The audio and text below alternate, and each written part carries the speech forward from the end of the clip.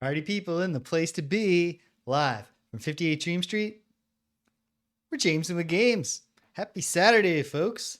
I'm having a happy Saturday. I hope that you are as well. Here we are for another round, probably barring disaster, knock on wood, or some sort of unexpected plot extender. This should be the last session of our Suikoden playthrough. So I'm excited for that. Pardon me if I'm a little disorganized. I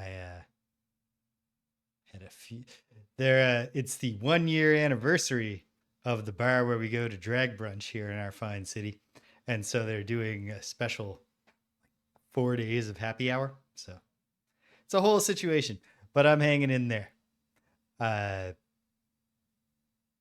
For the third time in my life, I'm learning. I've got liquid eyeliner on, done some wings here. They're horribly messy, but hello, Cedric. Yes, beautiful. Although technically, I think what we're trying to do here is not to kill the Emperor, but just to kill everyone around him so that he can be a good Emperor again. We'll see. Got to mess around with my own volume here. So yeah, the wings are messy that I did with the eyeliner here, but I have the dual advantages of wearing glasses and having heavily hooded eyes. So perhaps you can't tell. Huh. Okay, the capture card is not getting audio. Let's look into this. Properties.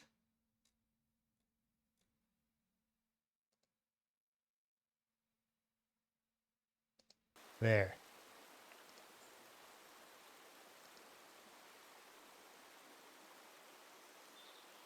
Thank you, Cedric. But you mean they come through like you can see them, but not that you can see them like, oh man.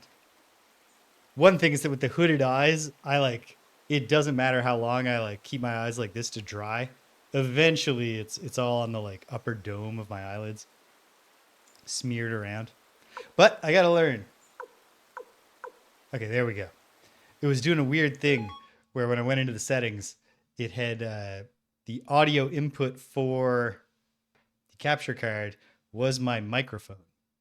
I'm not sure if that was causing my voice to double or anything like that. But it was certainly preventing us from hearing the sound of the game.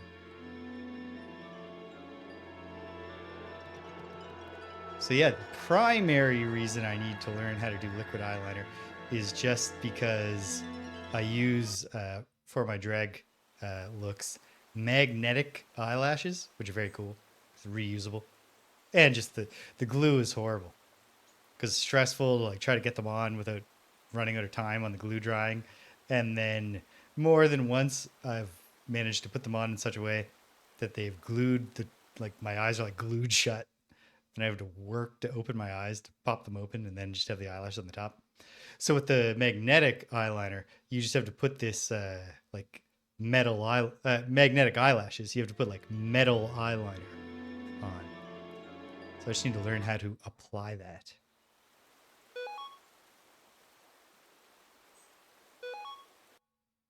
It's fun. Odd thing to be suddenly doing, when you're 40 years old. But what can you do? The heart wants what it wants. And sometimes it doesn't tell you until you're almost 40 years old. Huh. Oh, yeah. And as far as midlife crises go, way cheaper than a sports car.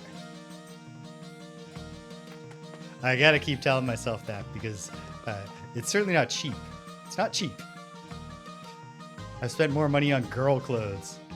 Yeah, you know what? And also, I was about to say, and also less demanding for space, but I'm not sure that's true. It is right now while we're just dealing with the reusable grocery bags full of girl clothes. Eventually, if we try to put it in closets. Okay, I just want to verify here that I have a single blank space. I am pretty sure that's where I'm at. I hope so. Yes. So it's just Leon, who, from what I understand, will be recruitable. We're not getting any kind of prize, both because I let Pawn die and because I guess I'm past the point where you get a prize.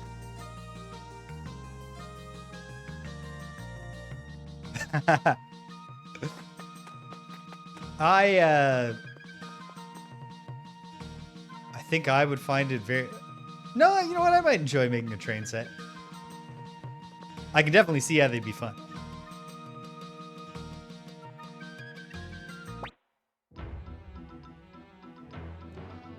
All right.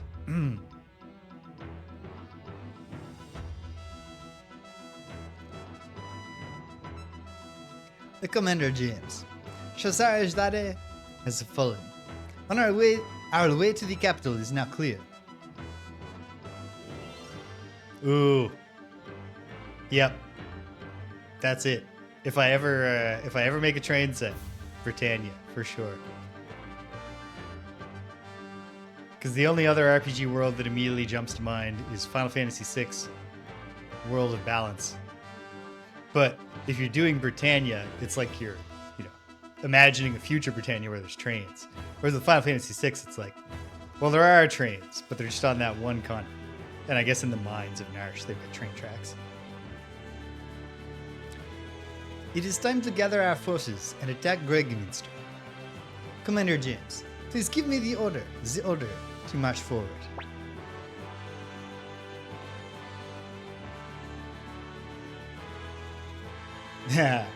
Happy Saturday, Tashtari. Glad to have you here for the, hopefully, smashing, thrilling conclusion. Ooh. The risk of that, Cedric, is that even if you clear the time to do that, the moment you finish, you know you're going to be like, well, now I should make the world of ruin. I still have to... It's very difficult to get Danielle to invest in video games that aren't Mario Kart or For the King. But she will love Final Fantasy VI if I can ever get her to play it. I would love to get her to stream it with me. And I've just had to resist. Like, every now and then I tell her something about it to be like, sounds pretty cool, right? But like, I have to preserve the twist. As a physician, let me make this clear. I will not allow Sir Mathieu to go into battle. But I must go. I can't just abandon my duty. I swore to my sister Odessa. Hey, look. We march on the capital. This is it. Look at the determination in that face. Granted, he always shows that exact amount of determination in his face. Thank you, Commander James. Merci. 20,000 Imperial troops remain within the capital. They will be desperate and prepared to fight to the death. Really? What if we, made it very clear that we'll accept their surrender? Please gather all the members of the Liberation Army. We must raise the morale of all of our forces. So, party tonight, is that what you're saying? Alright. Our troops have all assembled, Sir Matthew. Commander James, let's begin. Warriors of the Liberation Army, the time has come at last. This is the final hour of the tyrannical imperial regime that has oppressed us for far too long. Think of your friends, think of your families, fight for them today. No, don't remember. The earth quakes with the wrath of the people. Their cries echo into the heavens. Now is the time for this to end.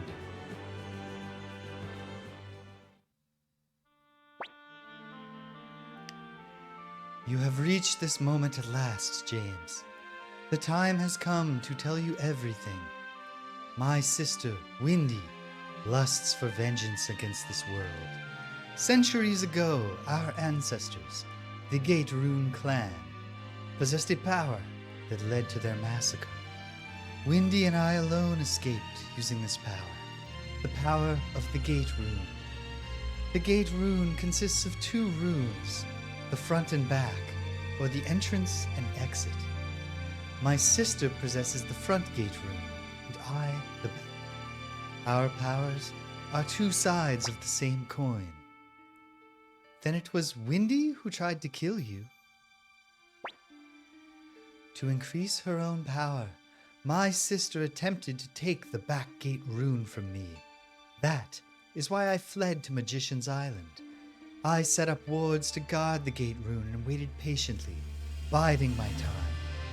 I was waiting for someone like you to appear, James. Listen, everyone. You are all wandering stars. You can see the spot where Pond should be standing. It's kind of sad. We couldn't call like Ronnie Bellinge to fill out the phalanx. Listen, everyone. You are all wandering stars, traveling freely across the skies. Yet, you have gathered to this one place. Together, you will surely be victorious. Our war with the Empire is nearing its end. We have lost many of our own. For our departed comrades, and above all, for the sake of our future, we must fight on. We must bring an end to this war. Under the banner of the Liberation Army, under our commander, James. There's no other choice. Victory will be ours. Victory will be ours. Victory will be ours. Victory will be ours. Victory will be ours. I wish they'd kept going with that.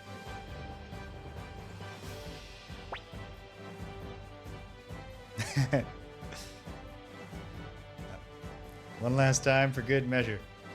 Y'all better put up a good fight tomorrow. Ain't that right, Sidonia?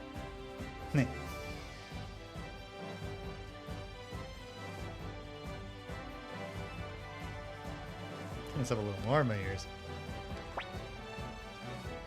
Come on, men we can mend. It's our final chance.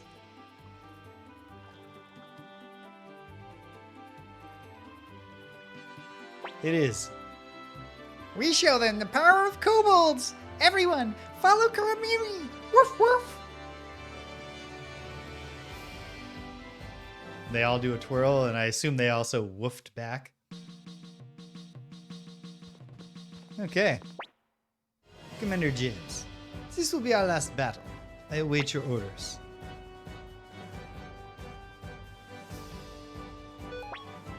This is our last battle. Let's have no regrets. Okay, so if there is still a window for Leon, it's in between this and the true ending, I guess. I mean, whatever. If I don't get Leon, I still feel like I did a pretty decent job on the first try. Understood.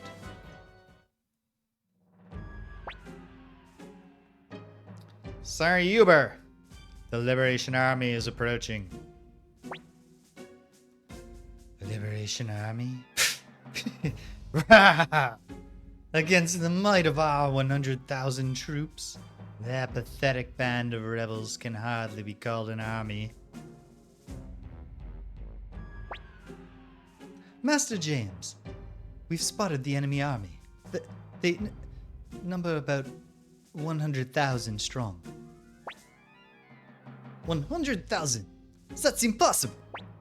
C'est impossible. Most of that number must be monsters conjured by my sister. I will send them back to the underworld. Well, that'll give us a leg up. O Gate Rune, return those summoned by thy kin to whence they came. Seems like this could go back and forth for a long time.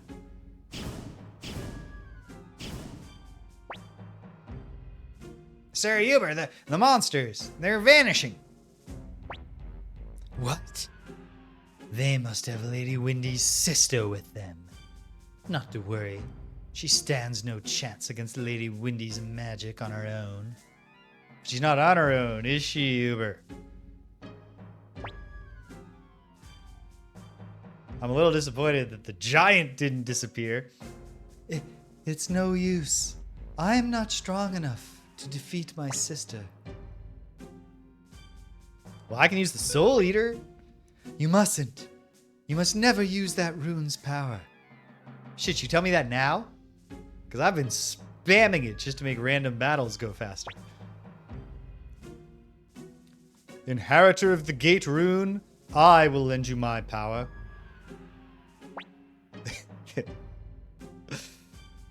Listen, it's on her. She could have said, don't ever use the Gate Rune's, the Soul Eater's power at any time in this quest, and I would have listened to her. O Dragon Rune, grant her your inhuman power, your power that rends the heavens. Okay, good. We got the giant. Sir Uber! Have no fear. Even without the monsters, we still have the advantage. All troops, advance. Listen, I'm not a medieval general, or whatever era you would analogize this to. I guess I'm not a early Common Era Chinese general, or before the Common Era. I don't know when the Outlaws in the Marsh, or the water margin is set. But I feel like when you're defending the Imperial capital, just don't march out. Make us do a siege. Scum! Trash! How dare you defy me! Slaughter you.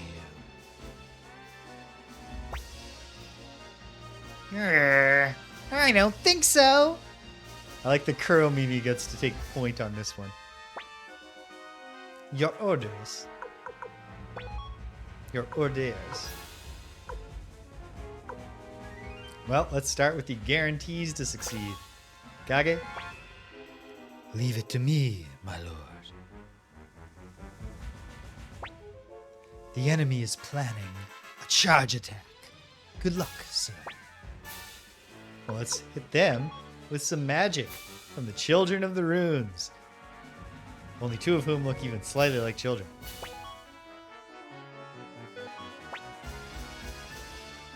Oh, 100 runes that dwell within me, call upon your power.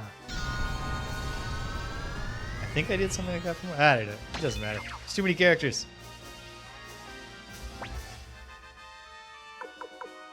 Okay, that's a good start. You're up, Kasumi. Leave it to me. The enemy is planning a bow attack. Good luck, sir. Well, let's charge. With the knights. I know I've already said this, but just once again, I love that the most powerful of the charging units is two joke characters. Actually, I guess they're all joke characters. Don Quixote, Sancho Panza, and the character whose gimmick is that he's the NPC who stands at the front of a town and says, this town is called blank. I swear by the honor of the Knights of Maximilian!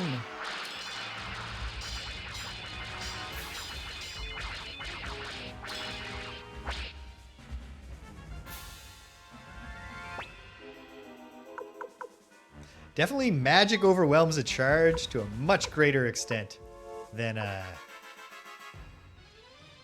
charge overwhelms bows.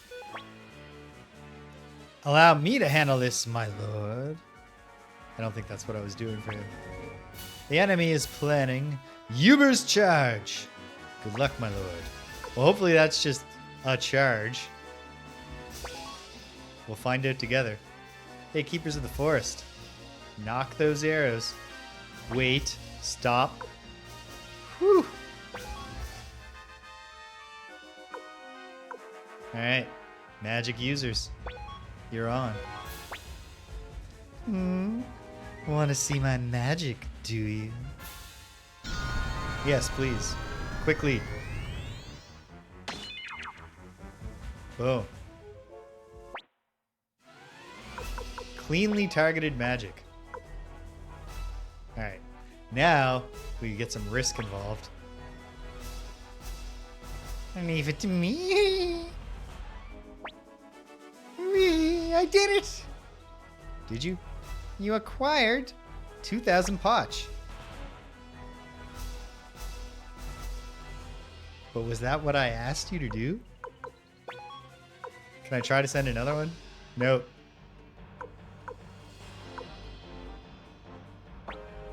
In that case, let's see. They haven't done magic yet, so I might live to regret this. But we're also ahead. Alright, send the Lepants in. By the name of my sword, Korinji, I shall defeat you. Of course, they're doing magic. Sorry, Lepant family, please don't die. Please don't say that like Sheena died. My darling, I love you. I shall now give my post-battle report. Eileen was injured in battle. Injured, okay. We can live with an injury.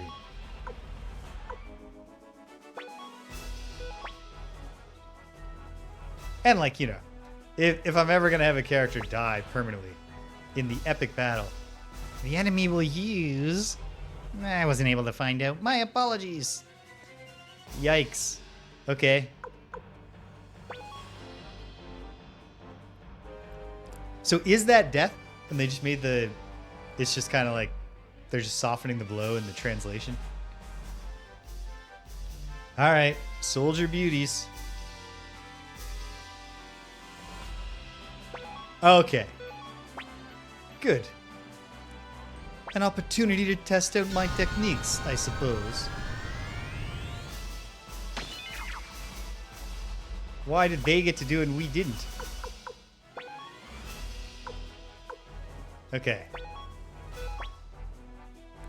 Why do I have to fight? You don't have to fight. The enemy will use a charge attack. We have to be careful. Wow. Alright. The frilliest, roughliest magic attack we could possibly launch. You mean you're my opponent? Oh.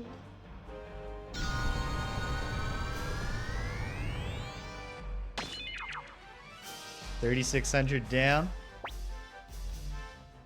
Okay. Now we're at the mercy of guessing correctly.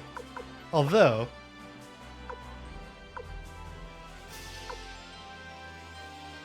let's see if we can't recruit some.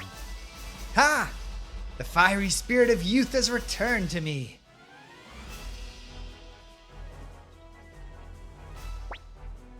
A great success.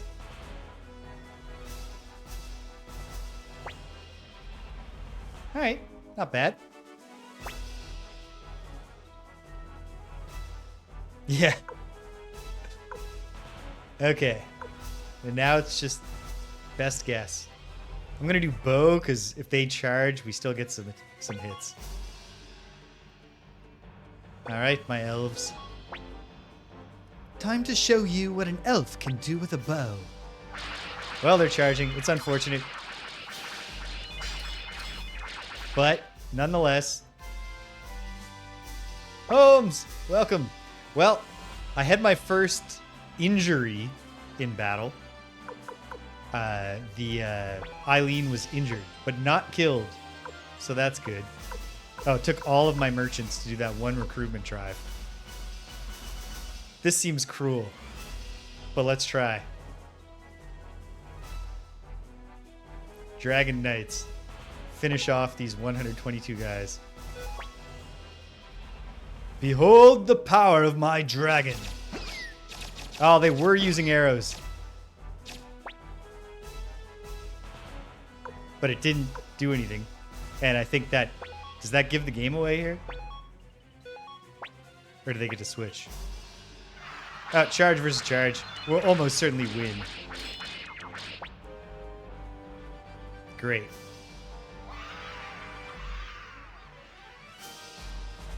Yeah. Congratulations. Our forces were victorious. Looks like this is the end of the line. Yeah. This is it. The end of this empire. Ah, well. I have no regrets.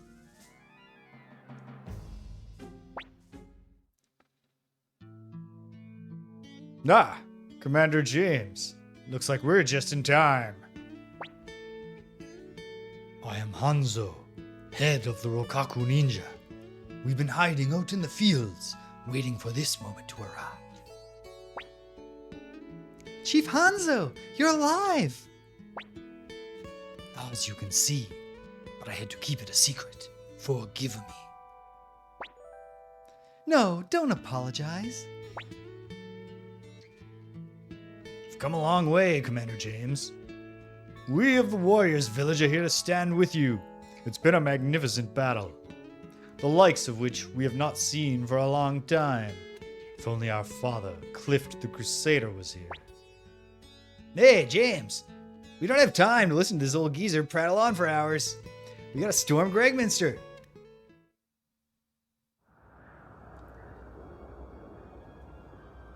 Well, here we go then. Look at us, James. Back in Gregminster. And under very different circumstances from when we escaped. Now then, all that's left is to bring down Barbarossa. Time to take the palace, James. James, I mean, Commander. Take me with you. I want to avenge Odessa with my own hands, please. Alright. Well, obviously we're bringing Cleo. I'm gonna bring... I guess I should bring Valeria and not Ronnie Bell. I'm gonna bring a tough girl.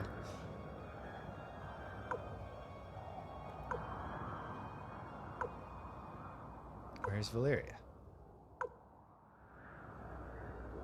What? Am I just missing her?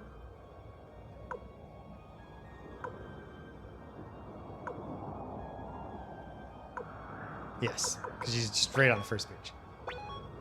And then, who do I even have who's good?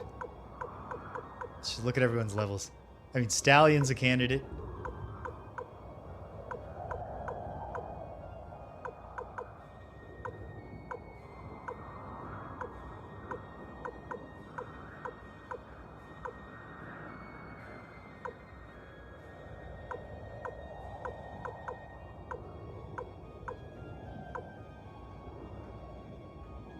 I haven't used Clive, and so he's going to be under-equipped.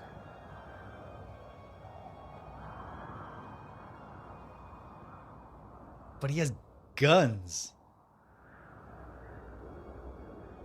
I'm tempted. All right, I'm going to do it. Maybe I'll regret it. Please be careful, Commander James.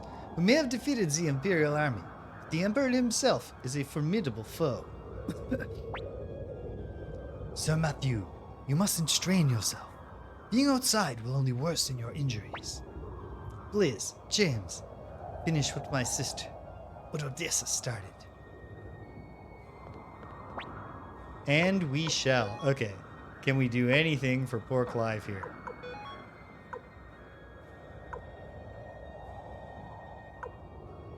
Is anybody holding anything?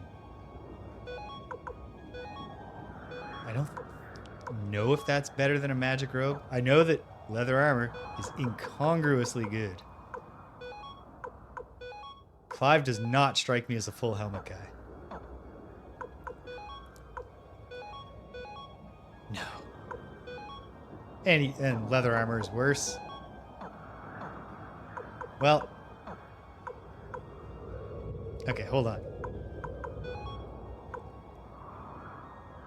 Am I a full helmet guy?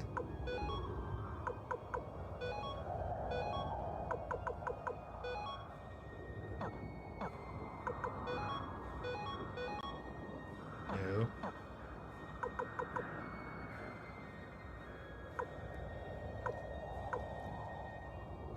Maybe Flick is a full helmet kind of guy.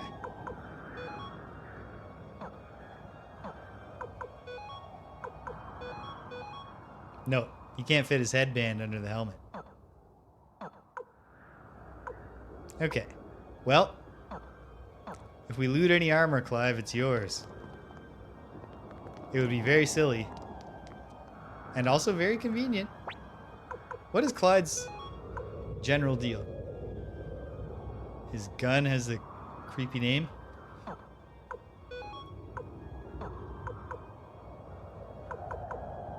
And what's his runes situation? If only indeed. Okay. Seems too goofy to be true, but I'm gonna hope that the shops are still open. Please, can you outfit us? We're trying to raid the capital here. Yes. Oh wow, with stuff that is better for everybody. Okay, first let's find anything that Clive can use. Obviously, Clive is the kind of guy who wants to wear a cape of darkness. And take a guard ring.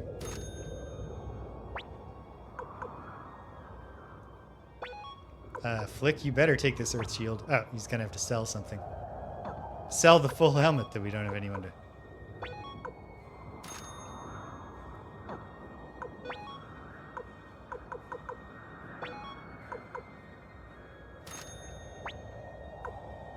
Okay. And then, of course, as the leader, I deserve something.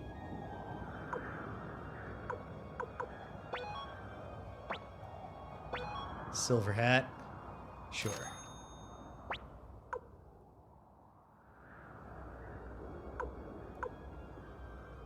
None of us want full armor. Valeria would greatly benefit from a silver hat, and so would Clive. And so would actually anybody. I'll spend all of my remaining money on silver hats. Somebody please help me budget this. My army is dying.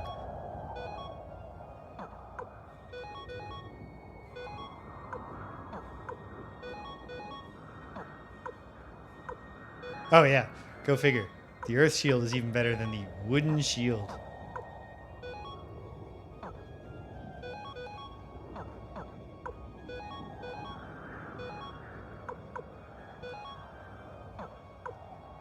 Did I get her something else? No. I didn't even get him armor after all that. Sorry, buddy. Well, actually, maybe we can raise up a little money for armor for Clive. Was there armor he could wear? It has to be a really strong wind, right? A strong enough wind. Well, Clive will benefit very slightly if we can fundraise enough. Which we probably can't. But let's try.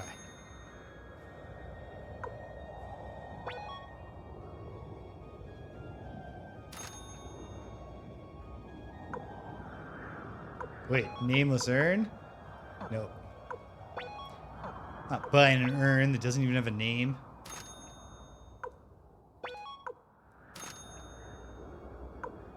Well, sorry, Clive. It's the armor you came in with, buddy. Actually, I should also go to the shop. And we can at least give him a rune. And someone can have that earth rune piece. There's lots to do.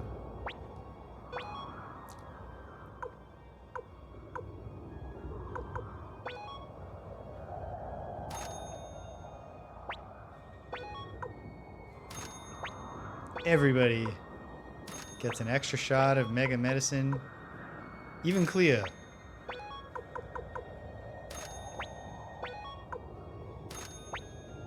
Hell, you have 2, Clive.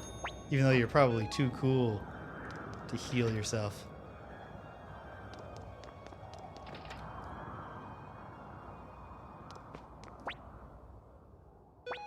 What can I do for you? Well, we're curious here. Hold on. What's the rage orb? Grants the use of the rage rune. Well, let's see. Clive is on a quest of revenge. But what's his magic situation is bad. And that's what it does. Do we have any of the... we do have the boar orb, which is double damage, lose balance. Thematically, that seems kind of silly with a... You know what? Rage rune. That's what he's bringing to the table.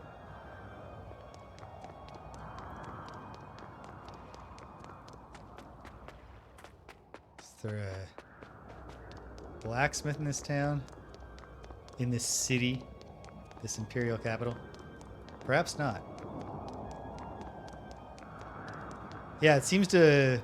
Most towns seem to either have a rune and orb place, or... It's been a long time, Master James.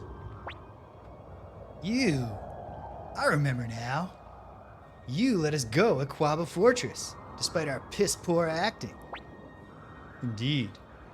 Your name was Stolteheim Reinbach III, if I recall correctly. So? What do you want? We need you to step aside. I'm afraid I can't. I'm an Imperial General, after all. Don't you get it? The Imperial Army is finished. Stand aside. I'd hate to kill someone I owe a debt to. If the Imperial Army has fallen, so be it. I will not betray Emperor Barbarossa. What if we told you that our whole gimmick is saying that we actually want to, save the Emperor from the people? I, Eingide, swore an oath of loyalty. If I were to betray him, who would he have left? Now, Master James, if you wish to go any further, you must do so over my dead body. It's a duel. No. Just a good old-fashioned fight to the death where I have not dealt with my formation. Well,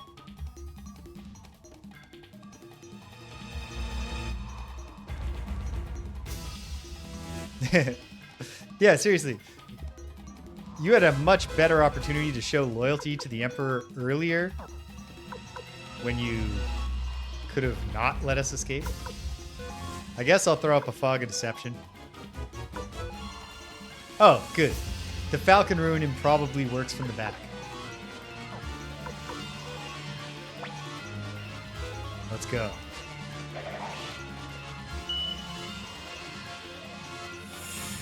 Kind of unfortunate the way that chain gets in the shot on the close-up. Nice shot, Clive. We didn't get to see Clive's attack animation the first time. But credit to him, that's because he was landing a critical hit. Okay. He hits hard. But if all he's going to do is hit, then I'm optimistic.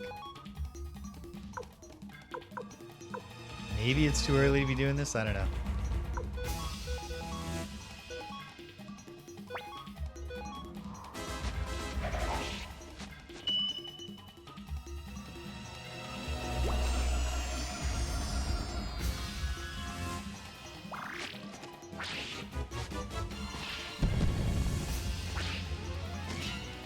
Okay, no. Not too early. If Victor's going to raise the possibility of getting double hit. Oof. Yep. Oh my goodness. It was the right move to heal Victor right then. And of course now we're going to heal everybody. Alright, flick. Do it. Raging blow.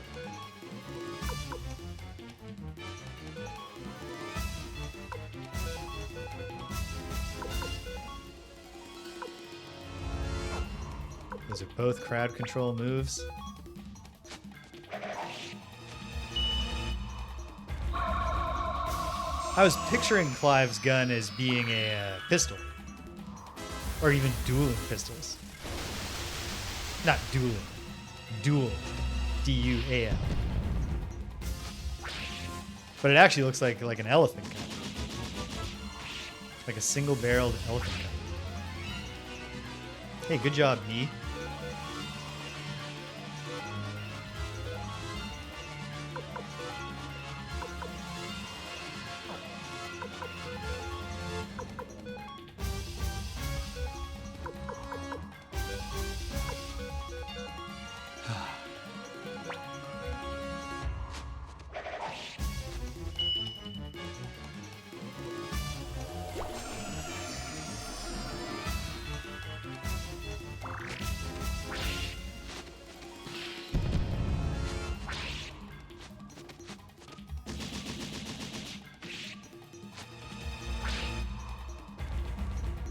Great.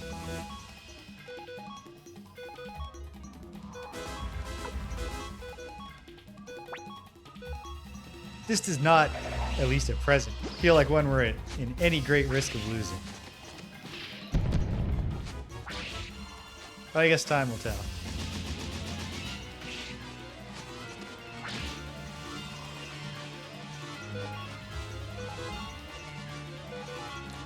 If Victor goes and gets himself counterattacked, I will regret not healing him here.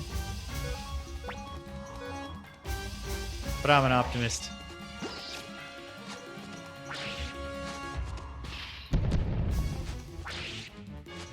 Haha, even better.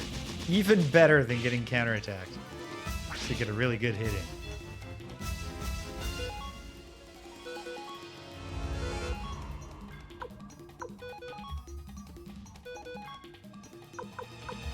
Hold off. I feel like he's due for his flame attack.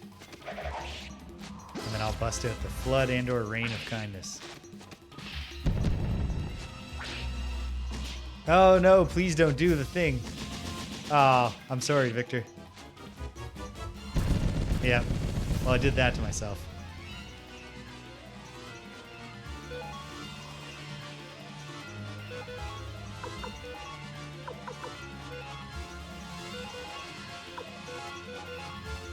And because I haven't done my formation at all, slides Cleo into the front row instead of Valeria.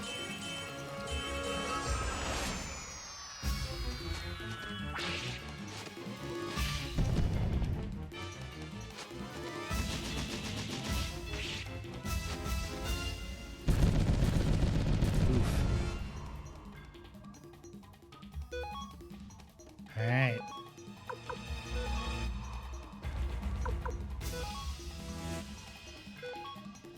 I'm optimistic we'll get to, if we're not auto-dragged further into the castle immediately after winning this fight, we can literally go back to the inn. So we have options.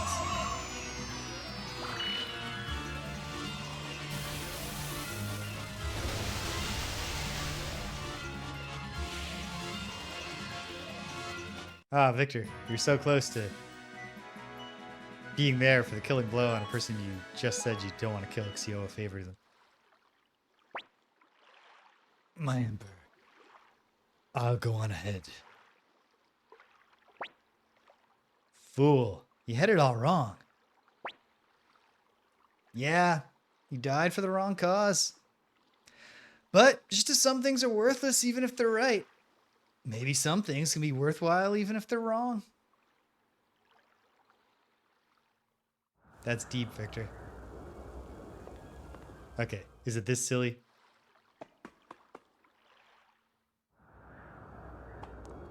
Yes.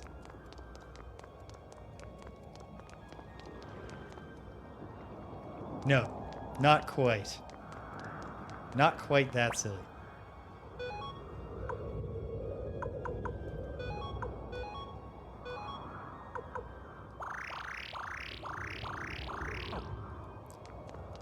So here, Victor just down this entire bottle of Advil.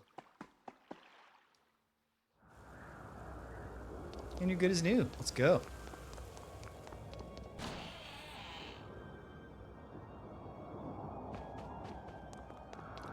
The Emperor's treasures. Wind-spun armor. Ah, I'm not holding it. Oh, and also, the thing I was saying about how I need to fix my formation.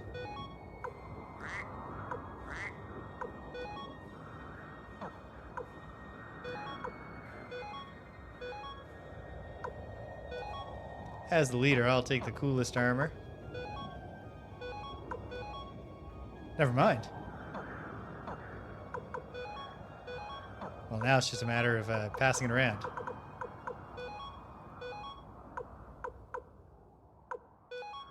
Game could definitely benefit from a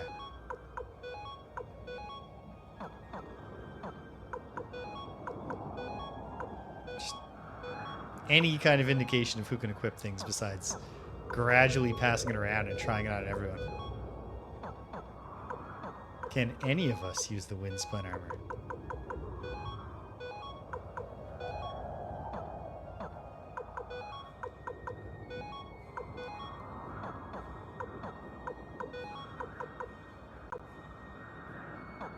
Thank you, Tashtari. I will trust your instinct.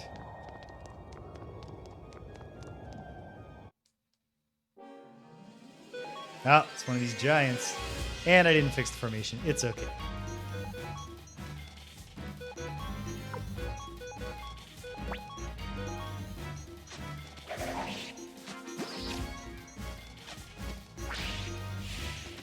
Good.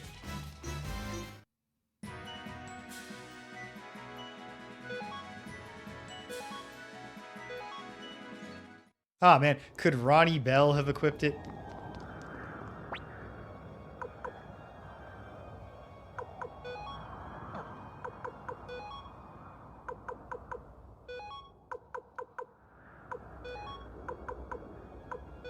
Okay.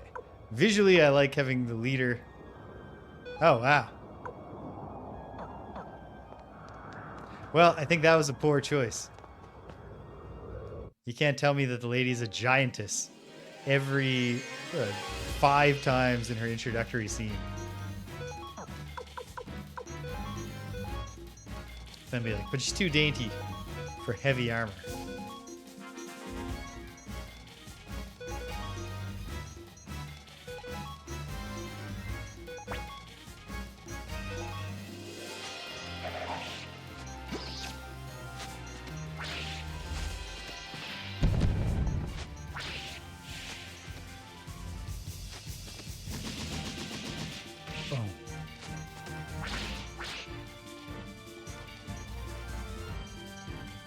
That's fair.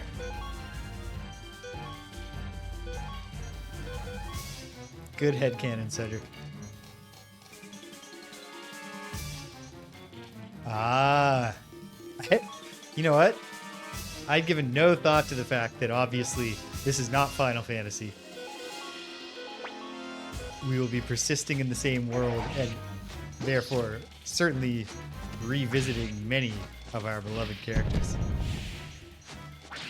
in the next one. Awesome. That just makes me all the more makes me look forward to it all the more.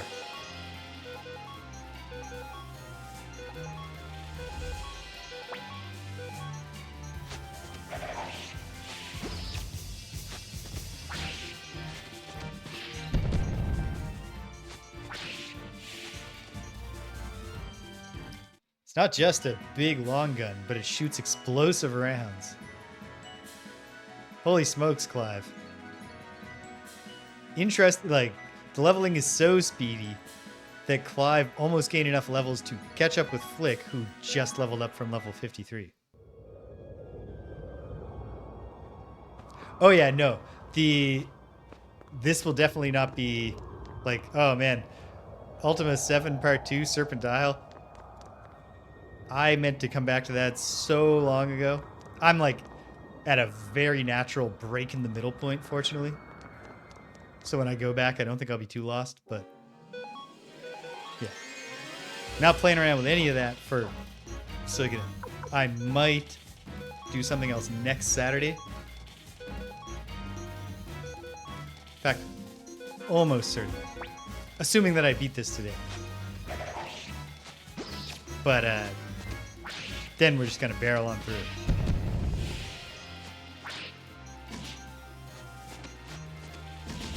It's already been literally like many, many years of me looking forward to playing Suikoden 2.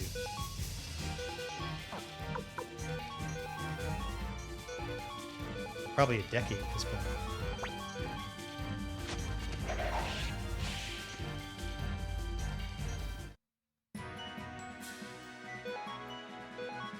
$10,000 potch, not bad.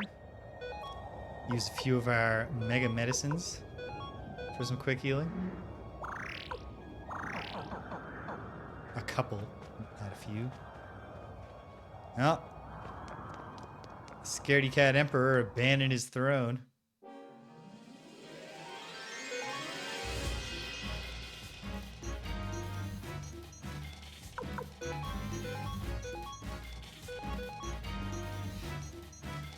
That would have been my instinct, just based on the fact that like this game, not really terribly challenging.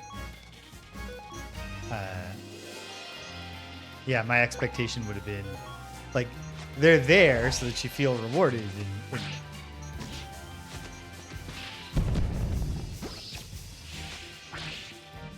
Huh? We're close to level 60, but I guess that's where it really starts. Kind of the line starts getting horizontal.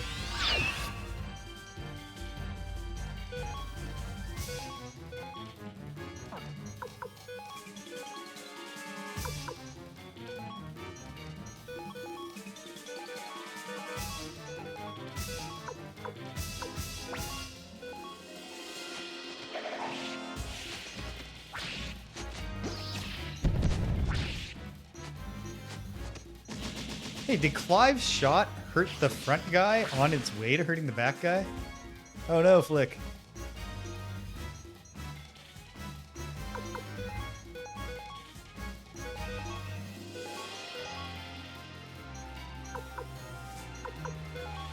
But it's so tempting to use. I guess I didn't quite go weirdos this time.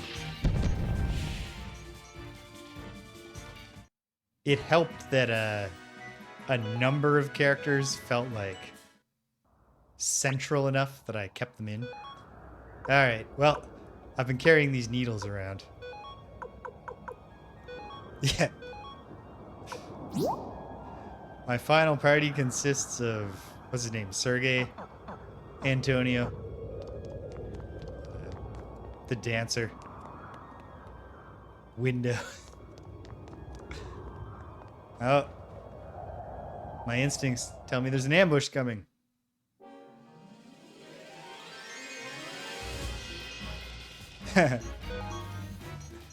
Oh, poor Lucan.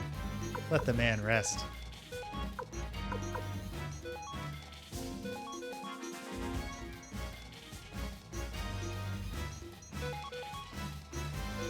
Yeah, I was committed enough, I think, to Victor that I don't mind being forced to use him.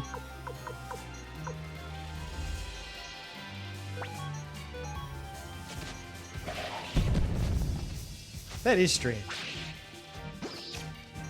Okay, yeah, so Clive's gun does officially damage a front row person on its way to shooting the back row person. That's cool.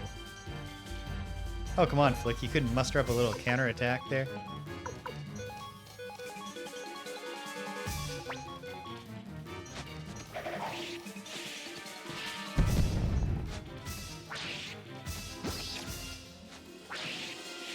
Nicely done, Victor.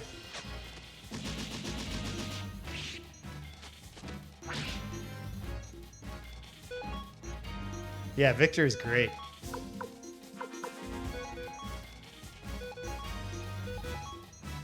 I like him as a character in the story, but also just mechanically. He's a good one to have around.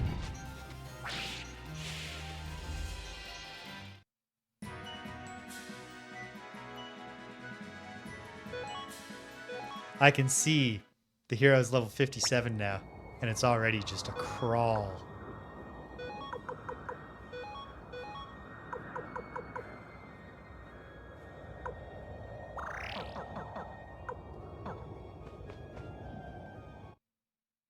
Okay, fair enough.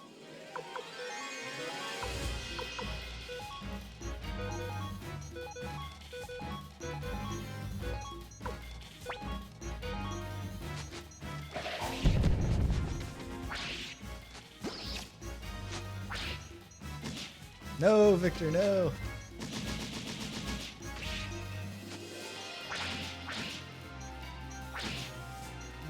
All right, not our best opening round.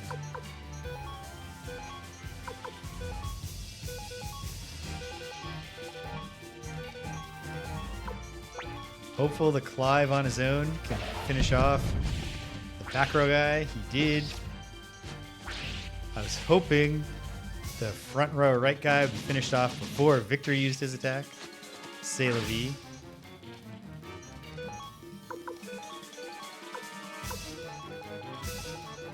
But I mean, we've got it in hand. It's really just a question of how many healing items do we consume? So obviously I want to save spell slots to the fullest extent I can. Oof. Oof. Whoop.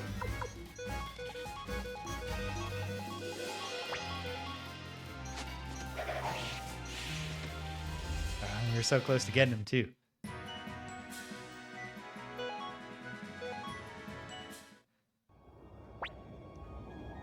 Considering that the experience gain level is only going to get slower, I can't imagine having the willpower to take my level 57 hero and get him to level 60, just arbitrarily to finish the game off.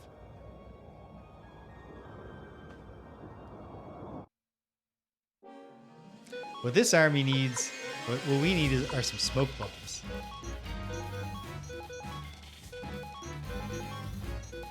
Just lob them around the corner and keep walking.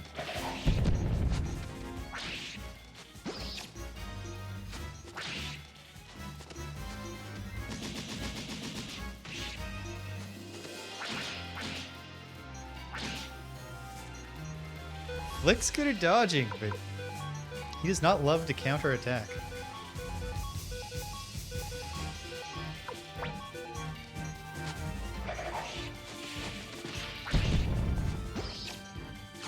Oh, that was cool.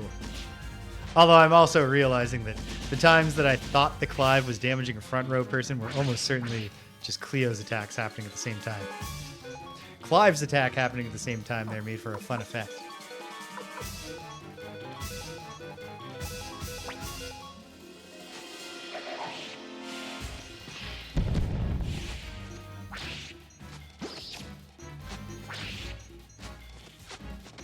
This'll do it, for sure.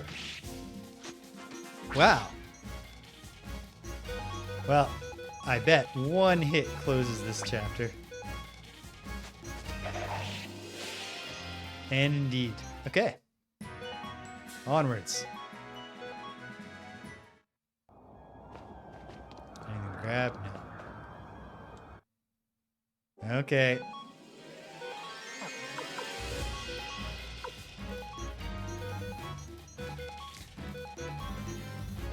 This is what it should be like to fight your way down the last hallway where the Emperor is hiding out. The soldiers should all be pitching themselves at you. Oof. We definitely did overkill there on that guy.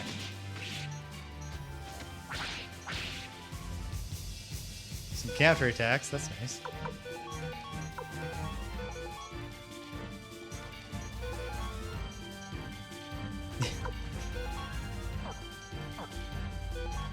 I still haven't seen the raid. It's been really a bad decade for my movie watching. So many movies that I heard of and was like, can't wait to see that. As soon as the last everything I've heard tells me so. Because the raid is the one that they the Carl Urban Judge Dredd movie. Is like, what if Judge Dredd was in the raid?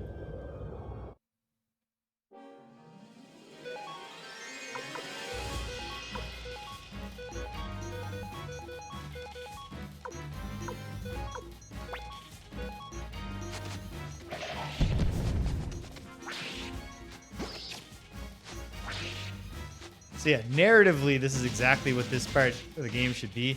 It is not... Huh.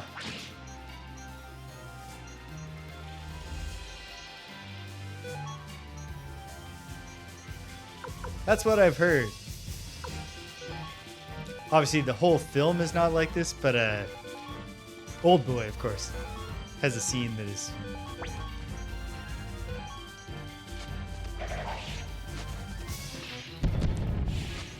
Okay. Maybe... I think part of the problem is that I'm always trying to get Danielle to watch like foreign films or horror movies. She's a scaredy cat. Maybe I'm just yes, this is a foreign film, but it's not really going to be about reading the subtitles. I'm just putting all my faith in Victor to stay on his feet here.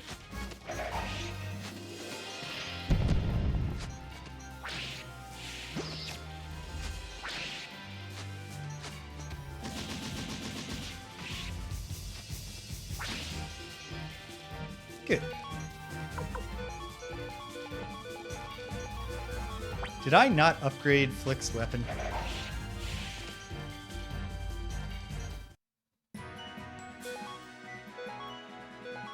Oh, good. Some Mega Medicine. Because I was forced to use him before. Yeah, no. Not since... Or Valeria's. Since I discovered the... since I got enough blacksmiths. Oh, well.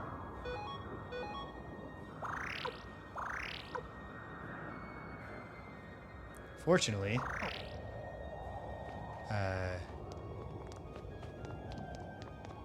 not being scored for my performance here.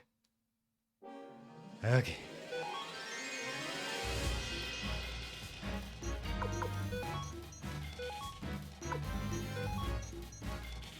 Think I will use a little magic at this point. But now I feel like I shouldn't be using the Soul Eater Rune.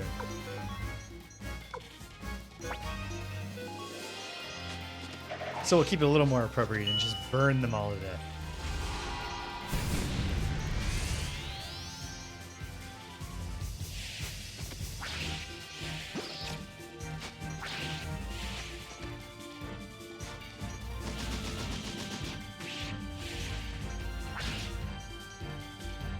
Come on, Flick, you could have finished the fight with a counterattack there.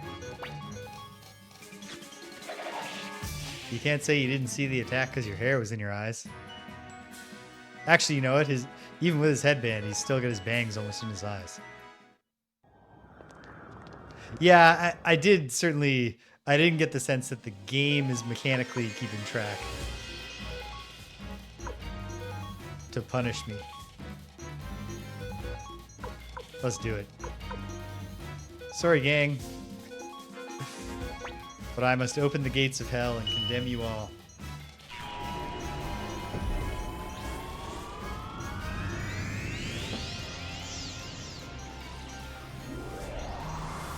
It's just one of those, we can't use this gameplay power in a story scene. That would be wrong.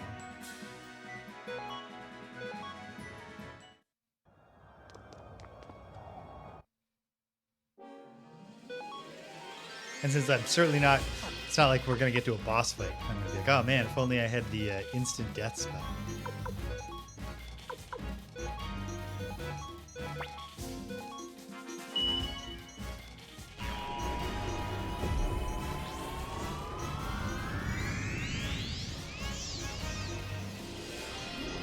Do not know of many RPGs where you get an instant death gimmick for the final boss.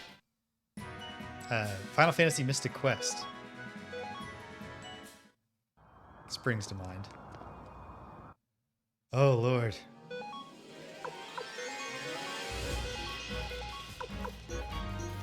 It is like, yeah, this awesome forbidden power. And at this point the hero is just like rolling his eyes, just going bing, bing, bing, bing. Hell, hell, hell. Well, like, some of the final, like, there are Final Fantasy VI, at least, bosses that you can either insta-kill with a Phoenix Down or a Revivify. The crazy thing with Final Fantasy Mystic Quest is that any undead enemy, including any undead boss, which includes the final boss of the entire game, can be instantly killed, but because it's a simplified game, they're instantly killed, I'm pretty sure, by just the cure spell. Because there's only one cure spell that's full health. Auto full health. Oh my goodness. Alright. Behold, a pale horse, and his name that sat in him was death, and hell followed with him. Bam.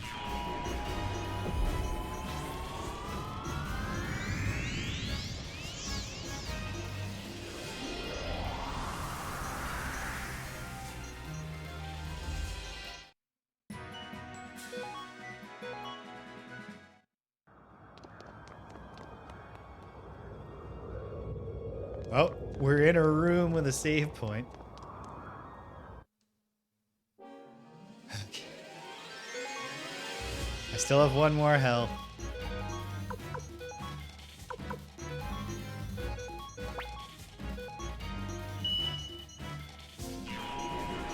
But I gotta save the ones that do damage for a boss. So, if there's yet another fight against 5 dudes, I will be forced to do it. Hey, welcome to level 58, Valeria.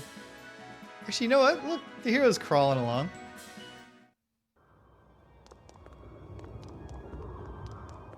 So probably to the right was the save point. Unless it's here. Oh, thank goodness. We've made it to the let go point.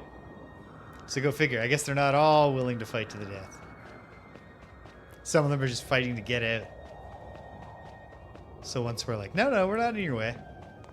There's room in this hallway. We'll go on the right.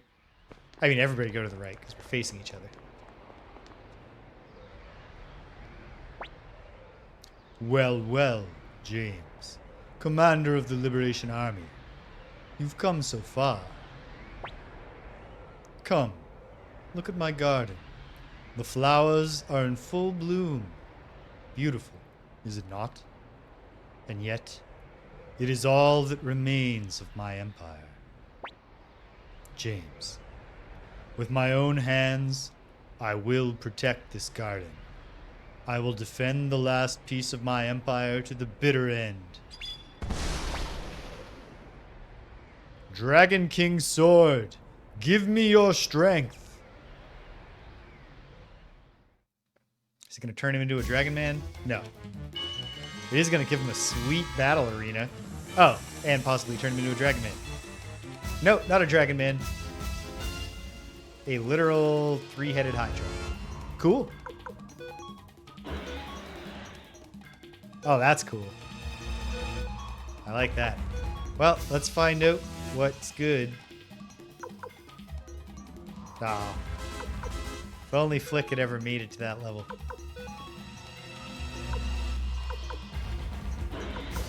For now, I'll do 300 to all. Probably... I don't know if I've ever noticed or gotten the feeling that Fog of Deception was really doing anything for me.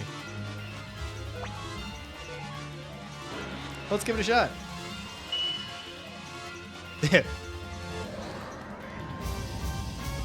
He was a man, and then it seemed like for a second that he might also be a dragon man. But then it turned out he was just a man and a dragon. At different times. And, okay, yes, indeed. The Golden Hydra is a lightning dragon, which unfortunately means the hero is probably doing less damage with his physical attacks. Oh, but it also doesn't give a shit about fire. Nicely done, Victor. Okay, good.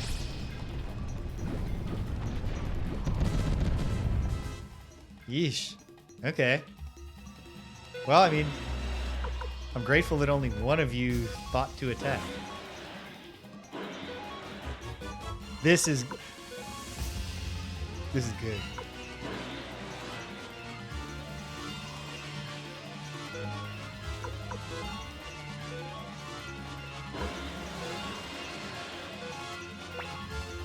Well, see if the Hydra is weaker against being shot in the face than it is against fire magic. It makes sense that fire magic and lightning magic wouldn't do a ton of damage to a golden dragon. And gunshots to the face, not bad.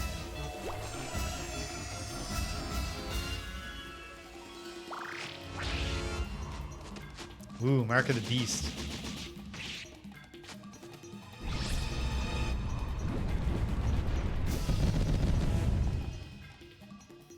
Okay. We can definitely work with this 3 heads, but only bothers to attack once per round.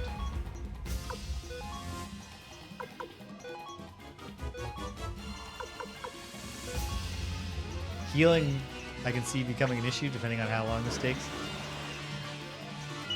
But we'll find it. I mean, we do have a lot of Mega Medicine still. I used like 6 coming up, but we also picked up 3 on the way. So I only used 3 of the many. Nicely done. Good aim, Clive.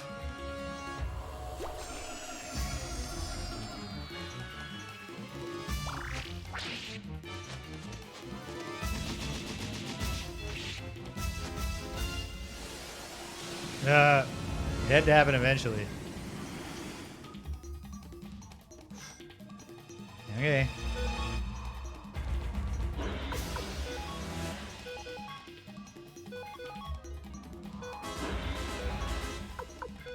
Let's see if unloading on maybe it'll be a good idea to just unload on the one, see if we can get a kill. Or maybe it turns out that like for each Hydra head you take off, the other 2 get much more powerful, and the best strategy is to spread your damage. Who knows? I've lost very few fights in this game.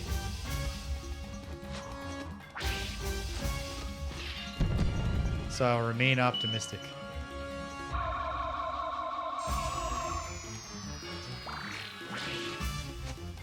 Nicely done, Victor. Nicely done, Valeria.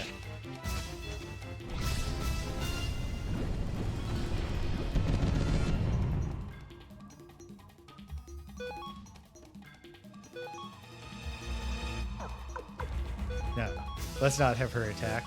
Let's have her do 3 times the damage of an attack. Do you have Mega Medicine on you, Cleo? Let's use a Mega Medicine for now.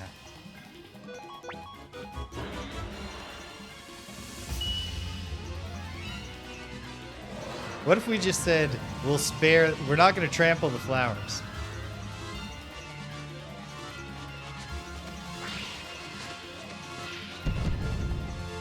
Oh, wow. Yeah, I didn't think about it at all.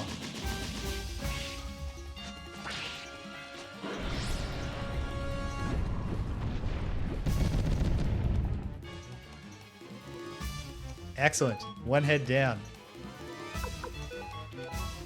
She's also kind of the least developed of the originals.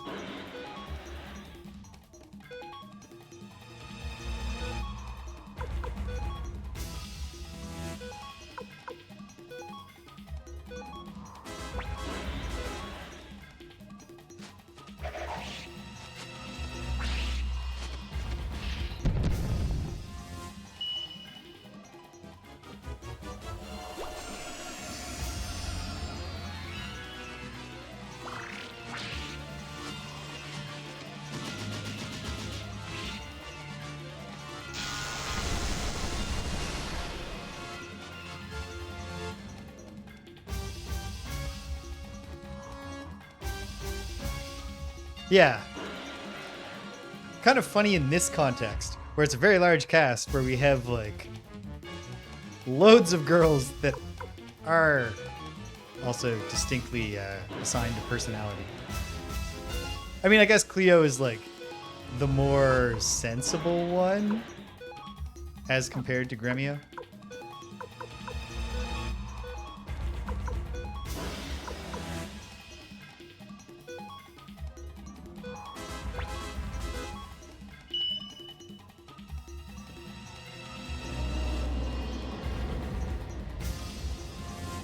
I don't think we know anything about him more than that, but that's 2 things.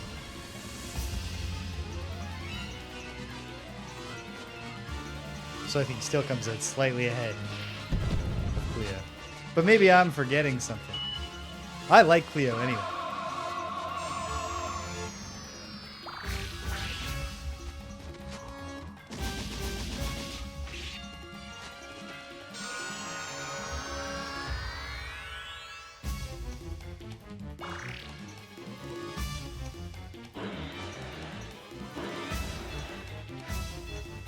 Are you fucking kidding?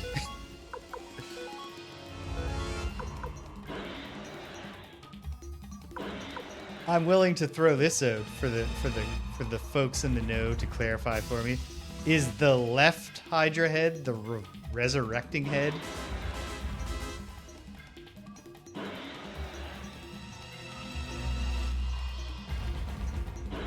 Okay. Fine. Fair enough. Wish I hadn't used all of my mighty abilities. But what are you gonna do?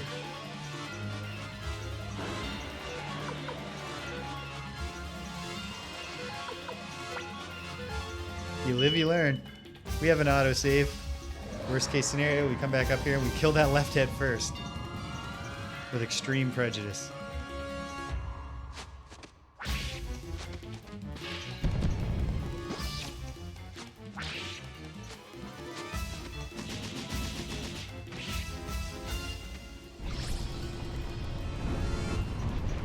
I mean, no matter what, as far as Hydra battles go, this cannot be as annoying or tedious as the Dark Souls Hydras.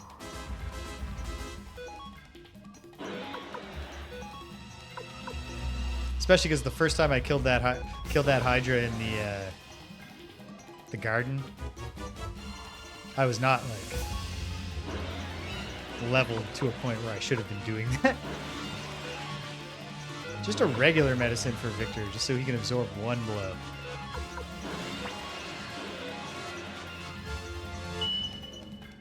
Also, the first time I played through Dark Souls, I was so intimidated by everything I'd heard about how complex the systems were and how, you know, once your choices are made, they're made. You can't undo them. That I wound up like kept almost all of my starter gear, just upgraded on the normal track to maximum. But the really big thing, the absurd thing I did, was I never even used lock-on for whatever reason. So you can imagine how that might make the fight against the Hydras, if you've played Dark Souls, harder than it needs to be.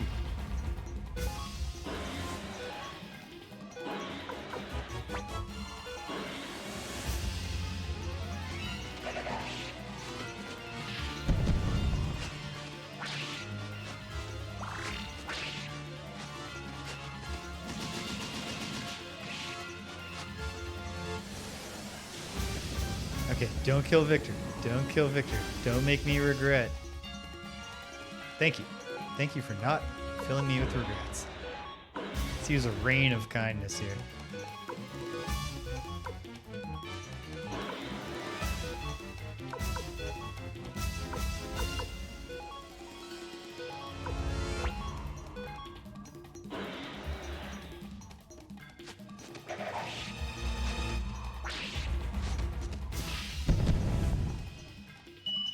Thank you, Cleo. I was like, come on, let's have a rain of kindness here.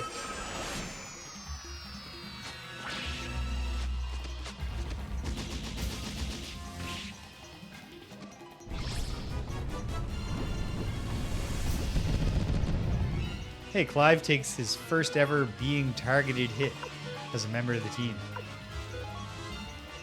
It's the Black Cloak. Not a single one of the soldiers noticed him as we were coming in.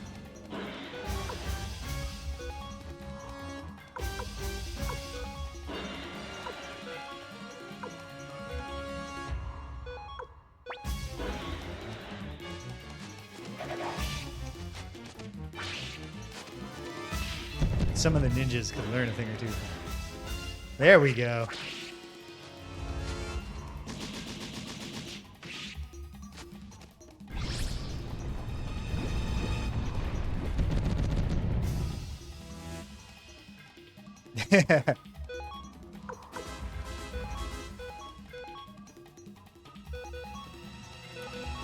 It's like in the episode of The Simpsons with the Yakuza war on the front lawn.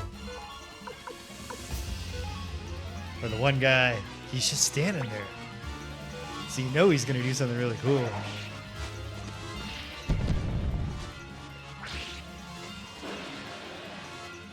Oh, so the resurrection wasn't that bad anyway. Or it is a spread the hit points among all of them gimmick. Exactly. I have to make a decision very soon. Danielle and I have been rewatching The Simpsons. Although we started with season 3, But I'm coming to the point where I got to make a decision. Do I want to go past season 8? Because I have nothing left except Simpsons spin-off Spectacular. Or spin-off Showcase, or whatever it's called. The end of season 8. Like, and it's not like there are still good ones. Bart the Mother is a good one in season 9, as I recall.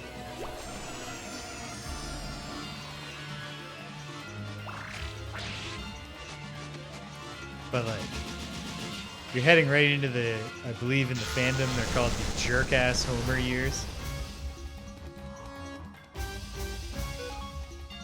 Where, okay, here's one of my possibly controversial Simpsons opinions. I think that Homer's enemy, the Frank Grimes episode, is quite funny. Like, I don't think it's a bad episode. But when people talk about it as being this brilliant deconstruction of The Simpsons, I feel like it's not.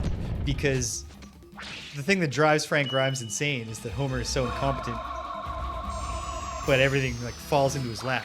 And that part is true, because he's the main character of a sitcom. But the way that every other Springfield character behaves and like reacts to Homer is like tweaked so that they're all like, oh, Homer, you know, whatever he does, we all find endearing, which is not the way that the like Homer is ever treated. So I just felt like it modified the whole feel of Homer's place in the world to make a meta critique of The Simpsons, but that critique doesn't hold. Except then they went for the next few seasons. We're like, all right, let's just have Homer act like that all the time. Let's just make this character unbearable. Grrr.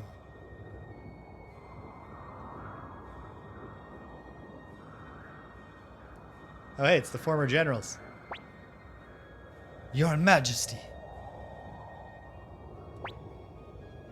Ah, Kassim. You've changed, Your Majesty. Why? We believed in you. Kassim, I miss the days we fought together side by side. You were misled by that woman, that Windy. Oh, hey, it's Windy. I hope you're not up for a fight right now, Windy. Barbarossa! Oh my, you've already lost? So much for the Golden Emperor. And then, how dare you insult the Emperor? she about to give him the old Gestalt treatment. Oh, don't be silly. That's true. But like it's like he's like sleeping and snoring at the funeral, and they're all like, "Oh, Homer," and it's just like this is not the character that we've been presented.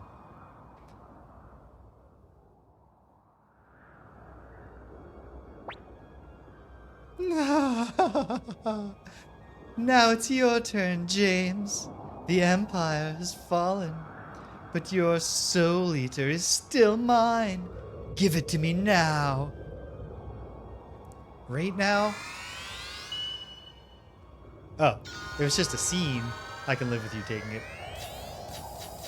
I just really don't want to go to a combat screen.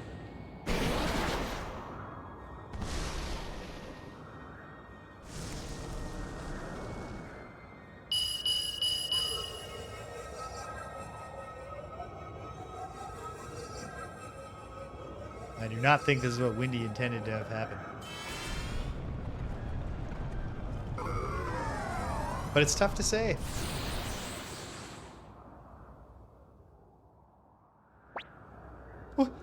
Why do you spurn me, Soul Eater? You control life and death, devour souls. Don't you see we are meant for each other? Together, we can take our revenge on this wretched world. And yet you reject me. You, the most cursed of runes. Even you refuse to accept me. Maybe people would accept you more, Windy, if you weren't just so evil. Oh!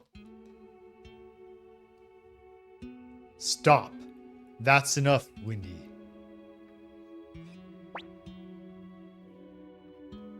For a second, I was like, is she about to get the Palpatine treatment? What are you doing? I'll destroy you with my magic. It's no use, Windy. The sovereign rune on my Dragon King sword wards off any form of magic. Well, if that's the case, you should have kept that sword while you were in dragon form. Even that of the Gate Rune. But you said the Black Rune. I lied. What are you doing, Barbarossa? I loved you. Liar. You only loved the part of me that reminded you of her. That's not true. I wanted to erase the sorrow that lies deep within your eyes. The sorrow of one shunned by others. I loved you. But that was a mistake. My one and only mistake. Well, if we could, that was the compounding mistake. And it cannot be forgiven. Okay. We're getting... Please don't do this to me, Barbarossa. I have only myself to blame for the loss of my empire. James, what brave new world will you build in its stead? I would have sworn there was a lot in the dialogue that suggested we were just trying to purge the advisors and, like in the water margin. Emperor Barbarossa. Please, Emperor. Your Majesty. Farewell. He's about to mutually Palpatine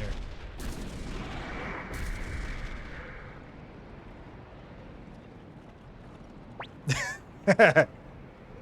Spinning pile driver like Mayor Hager. It's the end of the Emperor. Yes.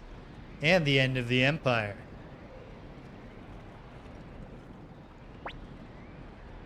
This palace ain't gonna hold much longer. We better escape.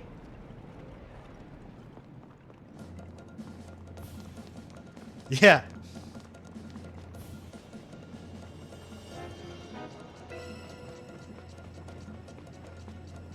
It's entirely just the Emperor's will. Are the generals not going to join us in escaping?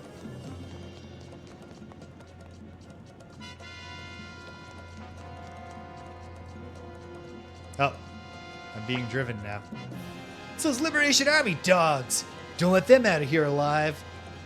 You are like the last 10 people in the Empire. Are you out of your minds? James, I'll hold them off. You go on ahead. Yeah, don't be ridiculous, Victor. This country still needs you, James. As for me, whatever rises from the ashes of the Empire, I won't be much use to it once the fighting's done. Look, it'll be fine. Don't worry. I'll be right behind you. Flick, take care of James. Let's go, Commander. He's doing it for all of us. Now then, boys. Step on up if you're ready to die. You'll have to rip the heart from my chest before I stop fighting. Given that they had not blocked the door, why didn't we all just flee? Damn it, Victor. Yeah, we're gonna let you guys go. These ones aren't as dedicated to the Empire as us. We're all fleeing together. We ran into each other. Elbow to shoulder in the door. Flick! Careful, you fool! James, Odessa chose you. It chose you to rebuild this country. No way I'm letting you get killed here. I'd never hear the end of it when I see her in the afterlife. Go, James. Finish what we've waited for so long. What Odessa fought and died for. Hurry. Go. I can't leave you here. Don't worry. Victor and I, we'll be right behind you. Or we'll all go to the big farm just outside of Gregminster. Well, Morton's Fork. Don't die here, Flick. It's a little early for me to see Odessa again. Our reunion can wait until I prove my worth. Flick, you've proven your worth, buddy. Oh, hey, sweet. Where's James? You went on ahead. Now we can fight to our heart's content. Yeah. Too bad it's you I'm fighting alongside. James fled this way. We must avenge the Emperor. Let's go, Celestial Sword. Jeez. Work me to death, why don't you?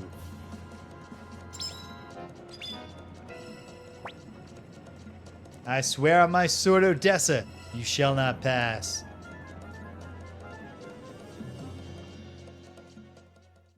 Ba-doom, ba-doom.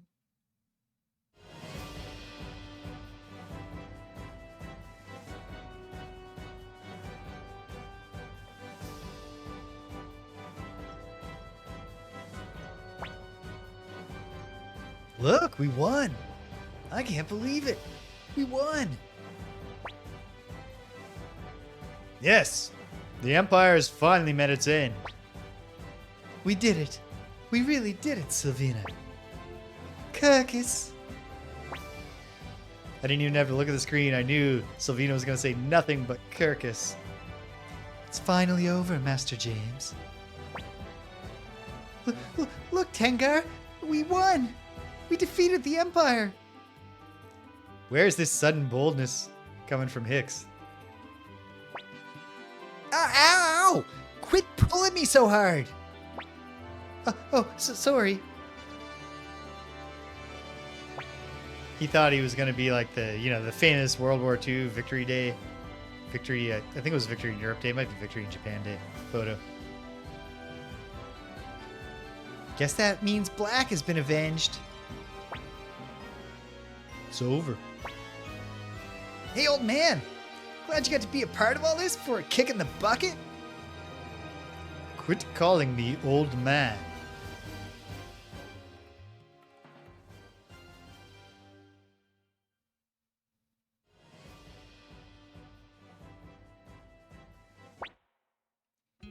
Master Dukan, those voices. Have we won?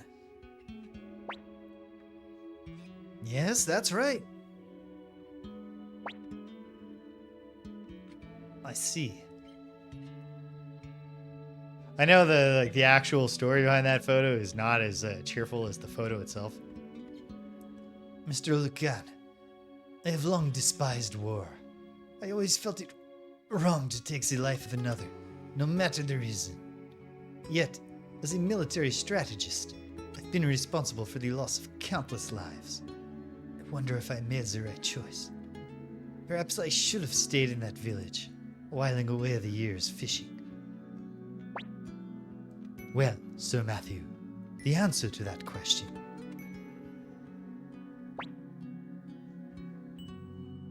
Have you fallen asleep, Sir Matthew? Rest in peace, my friend. What? So he hasn't just fallen asleep, he died? You accomplished so very much. Lucan, if he's dead, at least reach over and shut his eyes.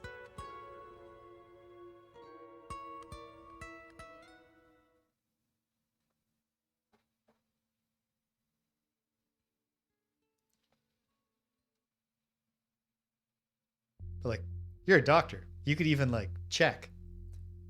James turned down the position of the first president of Tauran Republic, and Lepant was chosen as the president in James's place. Matthew passed away shortly after learning of victory. Luke disappeared along with Leknat. Humphrey left the Tauran Republic together with Futch without stating their destination. Why is it so fast? Kazim turned down the position of commander-in-chief and returned to Moravi Castle to strengthen the northern defenses. Quanda Rosman took up the position of commander-in-chief of the Republican Army. Pazmirga left the Empire in search of Yuburu, disappeared. Gremio died. Warren became the first chairman of the Tauran's Republic Congress. Kunto gained influence as the head of the Merchants Guild. Ha! Nicely done. Good point. Cleo, weary of battle, she still protects Tails' home to this day. Victor disappeared in the midst of the final battle. Valeria became a commanding officer in the Tauran Republican Army, acting as mediator in the village of the elves. Griffith refused to join the Republican Army, instead starting his own business. Clive, by this time the battle was over, he'd already disappeared. Flick disappeared in the midst of the final battle. Camille, appointed as the bow staff instructor in the Republican Army. Kreutz, invited to join the Republican Army, but declined, left the Republic. Stallion took off on a journey, promising he'd return as the fastest man in the world. Kage left for some faraway place, saying his contract was over. Fusulu briefly returned to the Kobold village before departing on a journey. Kirkus devoted himself to rebuilding the village of the elves. Milik Oppenheimer spends the rest of his days watching over the graves where Barbarossa and Claudia lie resting. Pan killed in a duel. Sonia Shulin took over command of the Tauran Republican Navy, where she gained military renown. Anji began using a ship for legitimate trade, hoping to make his fortune. Daiho returned to the village of Kaku to continue his carefree existence. Kanak joined Anji in his new business. Yamku now spends his days fishing leisurely on the shores of Lake Toran. Leonardo joined Anji in his new business. Hicks, having been recognized as a true warrior, set off on a journey. Tengar joined Hicks on his journey, uninvited, saying that he'd be lost without her. Varkas, appointed as commander of the Tauran Republican Board Guard. Sidonia, invited to join the Republican Army along with Varkas, but disappeared. Eileen, wherever Lepant is, she is there by his side. Leon never joined the army. Georges, heading north, saying he found a good money-making opportunity. Ivanov set off in search of colors that represent freedom. Jean continued working as a rune sage in the town of Ante. AK set out for look for strong opponents. Maximilian, having fulfilled his duties in Nighty, announced his retirement. Sancho continues happily serving his master. Glenshiel became the co-commander of the Capital Guard. Alain became the co-commander of the Capital Guard. The only traits those guys have is liking each other. Tesla appointed as the secretary of the Tauran Republic. Jabba put in charge of managing the Republic's finances. Lorelei departed for a new land in search of her next adventure. Blackman returned to his fields. Joshua returned to the Dragon Knights in order to train future generations. Morgan returned to Kulan Temple to resume his training. Mose dedicated himself to rebuilding Gregminster, the new capital. Esmeralda lives a life of elegance in a house with a garden full of roses. Melody set off on a journey to collect sounds from across the world. Chapman quit the armor business, opened a playhouse. It's a roaring success. Lucan opened a clinic where he saved the lives of many people. Fukien returned to Kulan Temple. Futch, having lost his position as a Dragon Knight, he set off on a journey with Humphrey. Kazumi returned to the hidden village of Rokaku. Mas, made aware of his own ineptitude, he devoted himself to further training.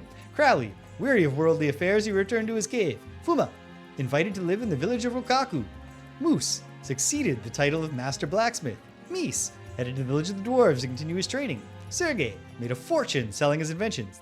Elevators. Kimberly forced her way into Taiho's house and ended up living there. Sheena, still gallivanting around as usual. Kessler, appointed as commander of the Tauran Republic's Patrol Corps. Marco continued to live his life in his own indomitable way. Gen returned to the village of Taiyan, where he continues to work as a shipwright.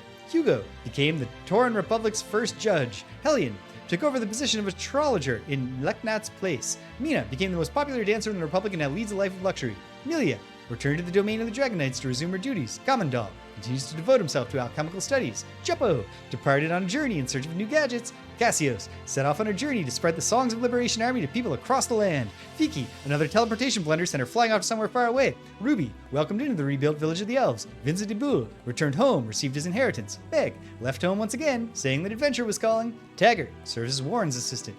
Giovanni started his own business with Lepant's assistance. Quincy returned to the forest, where he hunts alone and lives freely. Apple set off on a journey to research and write a biography of Matthew. Kai, appointed as the martial arts instructor of the Republican Army. Lot lives in a little house together with her cat Mina. Mace retired as master blacksmith, passed the title on to Moose. O'Neill still has some good gossip. Kurulnimi returned to the Kobold village, became its chief. Gon, currently working hard to become the second greatest Kobold warrior, the greatest being Kurulnimi. Antonio continued working as a cook at Marie's Inn. Lester opened a restaurant specializing in stews. Kirk gave up his trusty scythe, became a farmer. Rolk asked to design a vault for the dwarves. He devotes himself to his task. Lidon went straight, opened a successful inn. Sylvina kept her childhood promise, became Kirkus's bride. Ronnie Bell is apparently now diligently training to become a good housewife. Don't like that. Gaspar still lives in the town of Kaku and still enjoys playing dice. Window makes windows. Marie opened her inn in Gregminster, new capital. Zen had said the grounds of Toran Castle are still filled with flowers to this day. Sarah, now working as a maid at Marie's inn, but still ready to give any guest she disliked a taste of her elbow. Sansuke devoted himself to designing new baths. Klon became gatekeeper of Toran Castle at his own request. Templeton set out to sea in order to see the edge of the world. Kryn vanished along with Gregminster's palace treasure. Chandler realized his own long-cherished ambition of owning a store of his own.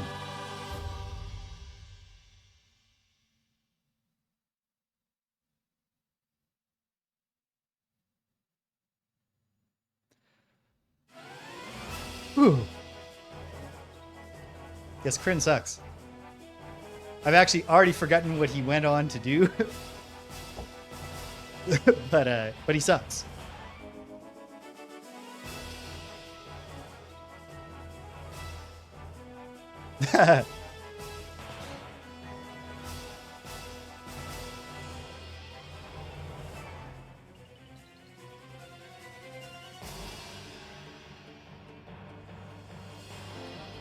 Ah, yep. That sucks, but it's perfect characterization. Thank you, Cedric.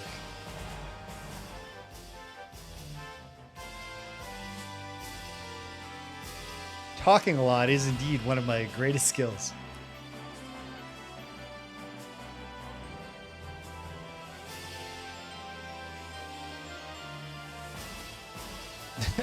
I did have to bail on Windows. I got the gist, and it just said, makes Windows.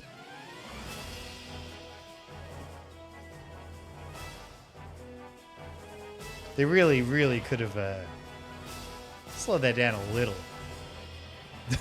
Good. I mean, I caught the gist of it. Music compose. I like that they didn't clean that up. The thing that you said, Holmes, about... I think it was Holmes, said... I can just look.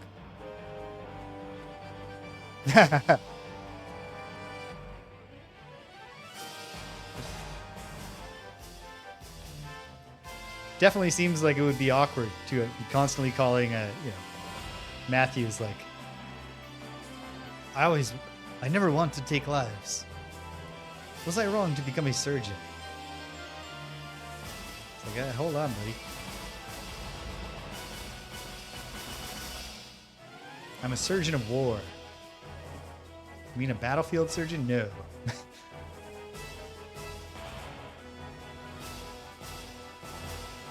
One staff member in the credits here got the lowercase letters treatment.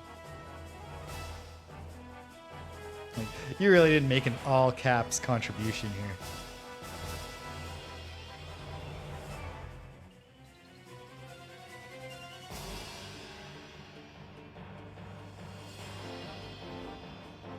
Oh, wow.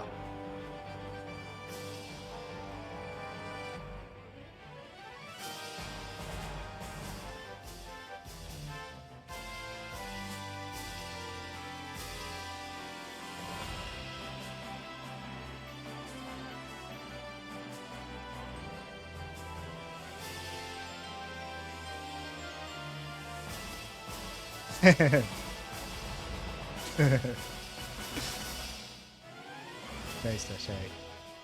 Oh, very humble of the managers to opt out of all caps.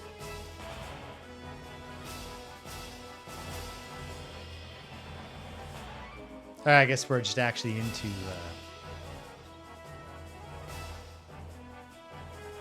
sentence case.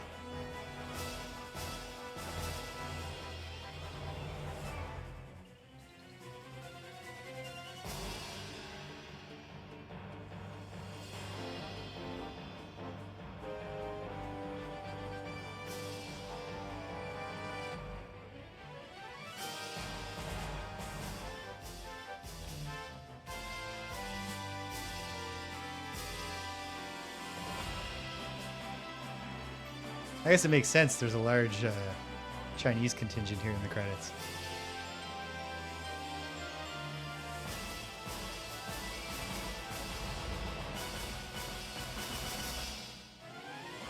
Just with the game being based on a classic piece of Chinese literature. And now do we get the remaster credits? I assume that's what these are.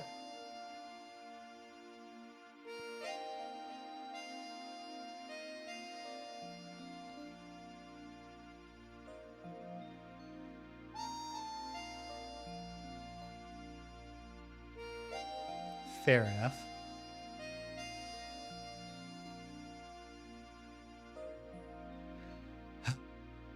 All right. So there it is. Yeah, exactly.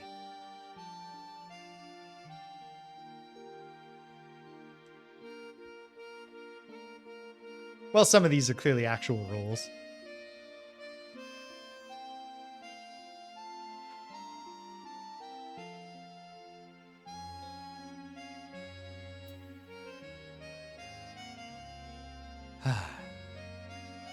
So there, some 30 years after I first played it for a couple hours without yet owning a memory card in my PlayStation, I returned to Suikoden and defeat it. My verdict here is that I really quite liked it. I would call this a very, very good JRPG, I think. Right to like edging upon greatness. In a way that like in the specific things that I think stand between it and in my mind being like great all seem from everything I've heard to be on track to be addressed by the second one. So I'm very excited to play the second one because to begin with we have the fact that like I think the writing is pretty solid, especially with the retranslation because it does sound like the original translation was pretty rough, but like the game does a really good job of having a giant cast, but very, very quickly, sketching out who the characters are. And obviously, the ones who play a bigger role in the story get a bit closer to being characters than to just being, like. How much did we learn about Ronnie Bell? We learned that she is a large woman and that she doesn't want people to call her large.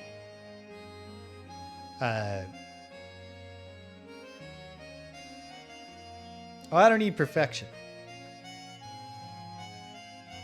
But just like, I think the overall story in this game is good. But not mind-blowing. And that's kind of the specific thing I've heard people praise a lot about Suikoden 2 is the story. And then, like, this game did a great job, not just in the characterization of having a massive cast. Intriguing. Okay, a dissenting opinion.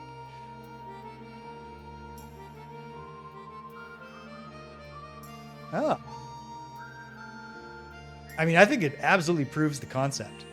Like, I think mechanically, while it does kind of, the character development part of an RPG, like, it's kind of flattened down in this for the sake of letting you really, really quickly onboard any of the 108 characters. And I think that's a good choice if you're going to give us not quite 108 characters to put in the party, but like a lot of characters to put in the party. You really gotta let us pick a new one and onboard them quickly. Obviously, there are things about the management of inventory and of the castle in general where it does just kind of seem like we can do a little bit more than this for convenience and quality of life, and to make it seem like it matters that we have a quartermaster now, or we have a person who's looking after our runes. Post-credit scene.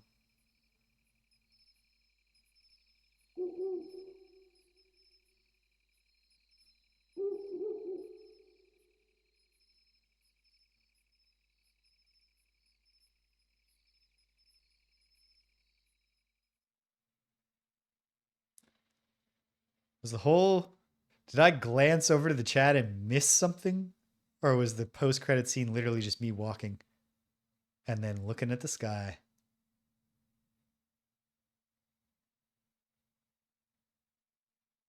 The hero looks up at the sky and counts 107 stars.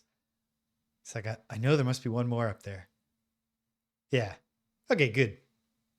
I saw enough to get that. And then we get this picture. One thing I feel like I can confidently say for Suikoden is that it has a cooler looking main character. Not that there's that much difference between who looks to be the number one dude in the next one, but just a little dorkier. The cool green bandana making the difference here. Yeah, I'll save my clear data. Right here. Well, yes, it's the only slot you offered me, and it's empty.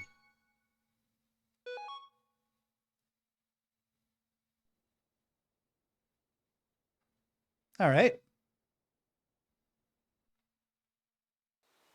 Cool stuff. Great.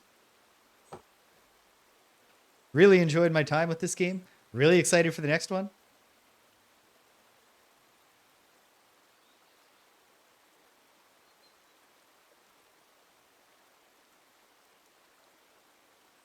Oh, they should have left that in. But what can you do? Yeah. So, like I said, I think I'll probably take next weekend off. Well, here's the thing.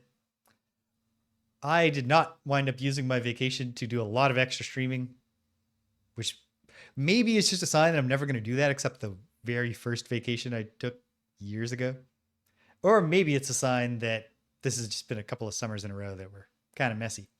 But I really wanted to play Celeste 64. So maybe I'll do that next Saturday. Unless I'm doing Leisure Suit Larry. Well, anyway. But very, very, very soon, we're going to start this second game. I'll have to pick a different name, assuming that the main character of Suikoden II is also a named by the player character. Because you can tell just looking, it's not the same kid. They have different color eyes and are also just different looking in most other ways. So, yeah, we'll dive into that soon. In classic me style. Got my Switch 2. I'm trying to think. Yeah, Jameson, James. He's James Jamesov. Jamesov. Get a patronym going there. Yeah, I've already. Yeah, we could do Jimmy. Jimbo, maybe. All right. There are options. We'll tackle it next time. I've already, yeah. And I'm just getting started because Capcom put so much stuff on sale. So I got my Switch 2 and immediately started like, I'm going to buy even more old games. Mega Man Legacy Collection and the second one. And then I'm going to buy X2 Legacy Collection and the Zero X Legacy Collection and probably both arcade stadiums, which are all on sale right now in the eShop. But I do also have both of the big launch games that are new. Jimmy and the Pulsating Mass. I have not played it. I have not even heard of it. When I was in high school, the drummer in my band wanted us to start a side project together. And we named that band Vector and the Oscillating Mass.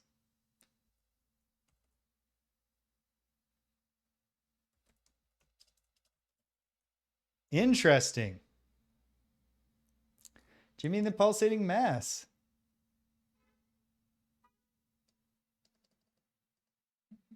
Okay. Okay. Interesting. I will look more into this and definitely consider it as a thing to toss on here. And I want to avoid saying too much, but really weird situation where all signs of how collective bargaining had progressed between my union and my employer, all signs pointed to they want to lock us out as soon as they possibly can. And now they've had 7 full days where they could have given us notice of a lockout and just didn't do it. I don't know.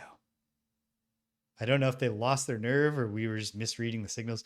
The signals really all just seem like, let's check off all the boxes so that we can say we tried to bargain and have no choice but to lock you out.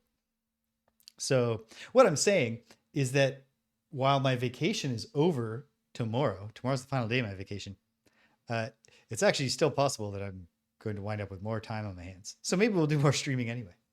Maybe I'll make up for it then. I don't know. But I think next week's Celeste 64. Unless if I get locked out, maybe I'll do Celeste 64 on Wednesday or something. Yeah. Well,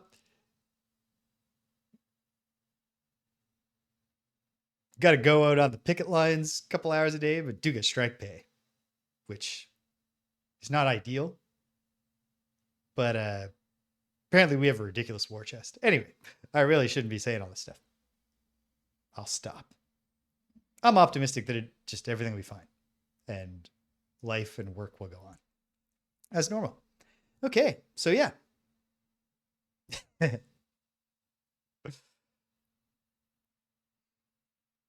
everybody cheer bits. Make it rain bits if you support unions. Solidarity forever. Subscription drive. Yeah, so where are we going from here? Tomorrow, the Colonel's Bequest. I finished my first go through it, and I started my second, but I think I was already going too fast.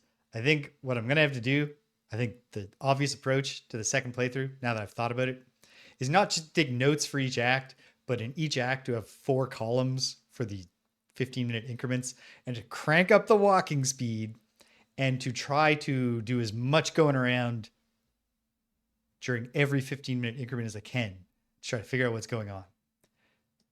But really enjoyed my first go through the Colonel's Bequest, and I'm really looking forward to cracking some more of that open. Probably nothing on Monday or Tuesday, but I don't know. Wednesday, Greg and James beat 'em up. We have 5, I believe, beat 'em ups left on our list of the beat 'em ups released between the start of the genre in 1993. 5 or 6. It's not very many. That's what I'm saying. So Greg can just keep his health and schedules work out. By the end of the summer, we will finish phase 2 of our beat 'em up history project. So that's exciting. And you could join us for some of that on Wednesday. And then Friday Night Frosthaven. The easy kind of Friday Night Frosthaven for me, the easiest kind possible. It's both an outpost phase, and I'm doing it as myself, so I don't need to spend all the time getting into drag before we do it. So that'll be great. This past Friday, it was very muggy. It was 31.5 degrees Celsius in this room by the time I finished. It was hot, especially because you feel hotter than that when you've got a big synthetic wig and all this stuff on. Now, what are you going to do? The heart wants what it wants. And then next Saturday, like I said, it'll be Saturday before you know it. And I think we're going to check out Celeste 64, but then a fortnight hence, we're diving into Suikoden II, Dunan Unification War, which I'm looking forward to, and I hope you are too. And onwards and upwards from there. And someday, Ultima 7 Part 2 Serpent Isle, I will finish. And also, I was supposed to do, maybe I'll get around to trying Star Control 3 again before Children of Light drops. I don't know. Who knows? Onwards and upwards, twirling, twirling, twirling. That's all for today. Thanks for joining me on this journey through Suikoden. I hope you had as much fun as I did. If you stuck around to the end, thanks for sticking around to the end. If you came and you left, you can't hear my voice, but I'm glad you stopped by anyway. So thanks for stopping by. And until the next time, when we're all stars in the same sky together, take care of yourselves and be kind to everyone you meet. Click the wrong thing and be kind to everyone you meet.